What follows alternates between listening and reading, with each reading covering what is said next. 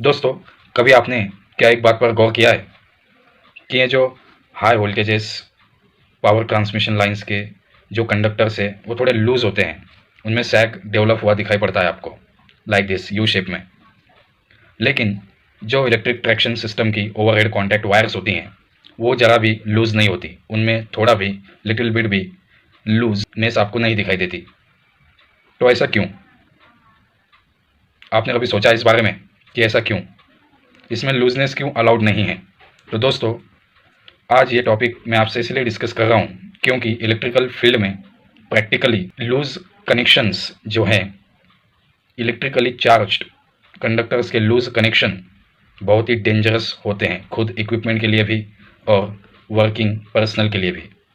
जी हाँ दोस्तों, यूँ कह लीजिए इजी लैंग्वेज में कि लाइव इलेक्ट्रिकली लूज कॉन्टैक्ट बहुत बड़ा दुश्मन होता है इलेक्ट्रिकल फील्ड में, कंपोनेंट्स का भी और ह्यूमंस का भी। दोस्तों, अगर उस ओवरहेड कॉन्टैक्ट वायर में लूजनेस होगी, वो लूज होगी, और जब इलेक्ट्रिक लोकोमोटिव का पेंटोग्राफ उससे टच होगा तो उस केस में इलेक्ट्रिक लोकोमोटिव्स जब रनिंग में होगा तो बहुत सी जगह पेंटोग्राफ कभी उस वायर के टच में होगा, कभी उस वायर से उसका कॉन्टैक्ट ब्रेक होगा।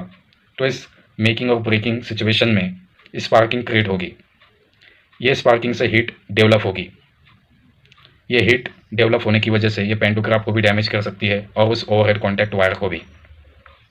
बहुत सी बार आपसे ये कहा जाता है इलेक्ट्रिकल फील्ड पे जब आप वर्क करते हो, किसी मोटर का मेंटेनेंस या कोई इलेक्ट्रिकल इक्विपमेंट का मेंटेनेंस करते हो या उनकी ओवरव्यू करते हो, तो आपसे कहा जाता है कि भाई उनका कनेक्शन लूज है या नहीं ये चेक कर लीजिए, क्योंकि लूज कनेक्शन डेंजरस होते हैं, क्योंकि लूज कॉन्टैक्ट की वजह से स्पार्किंग होने के चांसेस होते हैं और ये स्पार्किंग आपके कंपोनेंट को डैमेज कर सकती है और जो वहाँ पर ऑपरेटिंग पर्सन है उसे भी उससे खतरा हो सकता है। तो दोस्तों, अब आप बोलोगे कि ये तो हुई इलेक्ट्रिक ट्रैक्शन सिस्टम की बात, लेकिन ऐसा ओवरहेड ट्रांसमिशन लाइन्स के केस में क्यों नहीं? उनकी वायर में टाइटनेस क्यों नहीं दिखाई देती, उसमें लूजनेस क्यों अलाउड होती है? तो दोस्तों, इसलिए क्योंकि वहाँ पर कोई पेंटोग्राफ या कोई और कंडक्टिंग मेटेलिक पार्ट का कॉन्टैक्ट हमें नहीं रखना है उससे, उसके जरिए हमें सिंपली पावर ट्रांसमिट करनी है। और उसमें लूजनेस या जो डेलिबरेटली सैग अलाउ किया जाता है वो इसलिए किया जाता है कि ट्रांसमिशन लाइन्स की लेंथ बहुत ज़्यादा होती है, उसके कंडक्टर्स बहुत ज़्यादा एक्सपोज्ड होते हैं सराउंडिंग एटमॉस्फेयर में, तो सराउंडिंग एटमॉस्फेयर का उन पर बहुत ज़्यादा इफेक्ट होता है, चाहे वो समर सीज़न हो चाहे वो कोल्ड सीज़न हो। तो दोस्तों, गर्मी के दिनों में, समर सीज़न में वो वायर्स का, उन कंडक्टर्स का एक्सपांशन होता है और कोल्ड सीज़न में, ठंडियों के दिनों में वो कॉन्ट्रैक्ट होती है। तो ये कॉन्ट्रैक्शन और एक्सपांशन के टॉलरेंस के लिए उसमें ये डेलिबरेटली सैग अलाउ किया जाता है। सपोज टू बी हम अगर उन वायर्स को टाइट रखते हैं, उनमें टाइटनेस क्रिएट करते हैं, तो जब भी वो कॉन्ट्रैक्ट होगी कोल्ड सीज़न में तो मैकेनिकली ब्रेक हो जाएंगे और परमानेंटली कंडक्टर डैमेज हो जाएगा। जी हाँ दोस्तों, उसमें मैकेनिकली टेंशन इंक्रीज होगा, इसलिए उसमें हम ये कॉन्ट्रैक्शन और एक्सपांशन का टॉलरेंस हो सके बेटर तरीके से, इसलिए हम उसमें सैग अलाउ करते हैं। लेकिन अब आप बोलोगे कि फिर ओवर ट्रैक्शन वायर्स जो हैं उन पर भी तो एटमॉस्फेयर का इफेक्ट होता होगा, because they are also exposed surrounding atmosphere. तो दोस्तों, उसमें ये टाइटनेस और लूजनेस को मेंटेन रखने के लिए ऑटोमेटिक वेट टेंशनिंग डिवाइस लगे होते हैं।